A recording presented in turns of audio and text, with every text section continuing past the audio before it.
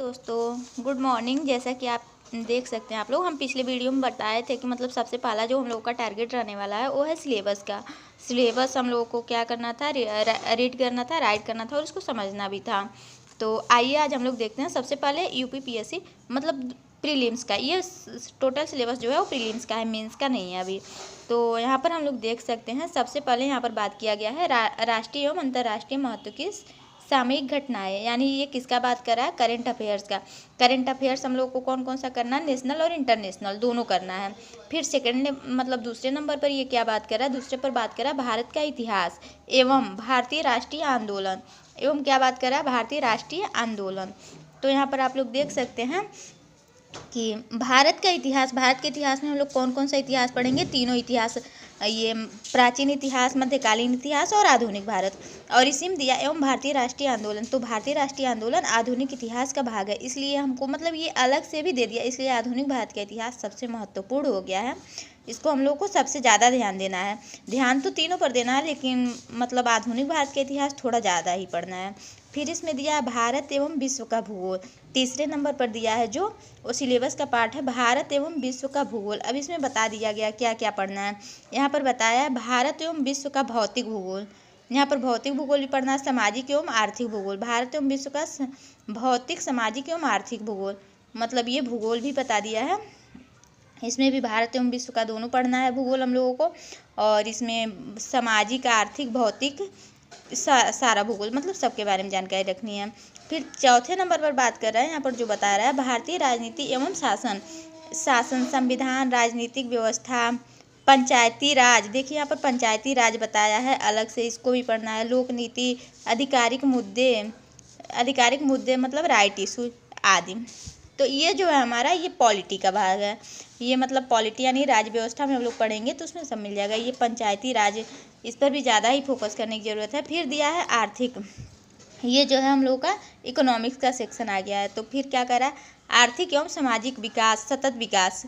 सतत विकास से हमेशा आज तक मतलब हमेशा प्रश्न पूछता ही है, सतत विकास। फिर गरीबी, अंतर्दृष्टि, जनसांख्यिकी, सामाजिक क्षेत्र के इनिशिएटिव आदि।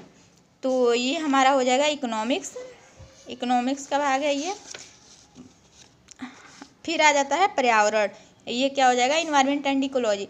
पर्यावरण एवं पारिस्थितिकी संबंधित सामान्य विषय जैसे जैव विविधता एवं जलवायु परिवर्तन। इस विषय में भी विशेषज्ञता की आवश्यकता नहीं है, मतलब इसके बारे में भी हमको जानकारी रखनी है, इसको भी पढ़ना है, ये भी हमारे क्या है, सिलेबस का भाग है।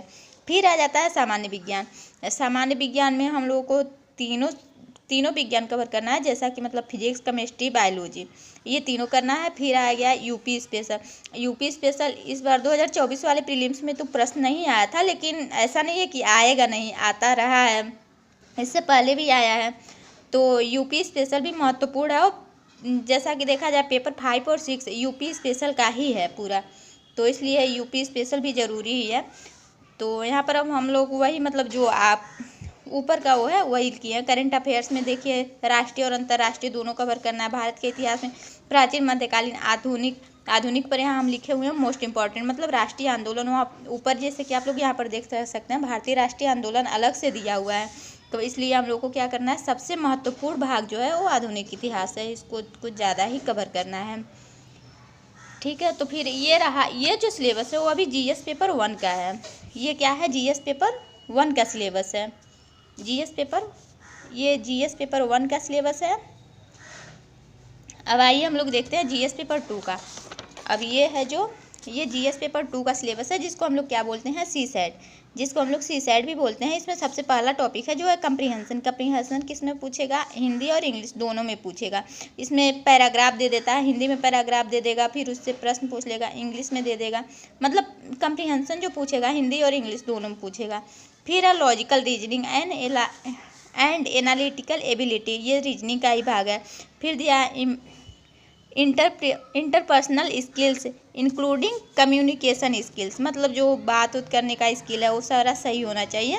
तो इंटरपर्सनल स्किल्स ये सब भी मतलब रीजनिंग का ही भाग है। और फिर पूछा है decision making and problem solving. वहाँ पर जैसे आपको केस स्टडी टाइप का दे दिएगा, कोई कुछ दे देगा आपको। जैसे इस बार पंचर वाला प्रश्न आया था, 2024 में एक पंचर से रिलेटेड प्रश्न आया था। तो अगर कभी आपके सामने ऐसे प्रॉब्लम आ जाते हैं तो आप उसको कैसे, उस प्रॉब्लम को कैसे आप सॉल्व करेंगे। फिर दिया है जनरल मेंटल एबिलिटी, फिर दिया है elementary mathematics up to class 10th level तक, यानी क्लास 10th लेवल तक का हम लोग को क्या करना है, मैथ भी पढ़ना है। जैसे एलजेब्रा हुआ, जियोमेट्री हुआ एंड स्टैटिक्स, ये मैथ के बारे में पूरा बता रहा है। फिर क्या general English up to class 10th level, general English में हम लोग को पढ़ना है क्लास 10th लेवल तक। फिर दिया है general Hindi up to class 10th level, यानी हिंदी भी पढ़ना है। यानी इसमें देखा जाए तो पूरा इसका निचोड़ क्या है, मैथ, इंग्लिश, हिंदी रीजनिंग, और इसको हम लोग को कवर करना है। ये भी हमारा मतलब ये क्वालिफाइंग नेचर का पेपर होता है, लेकिन ये भी सबसे महत्वपूर्ण है देखा जाए तो।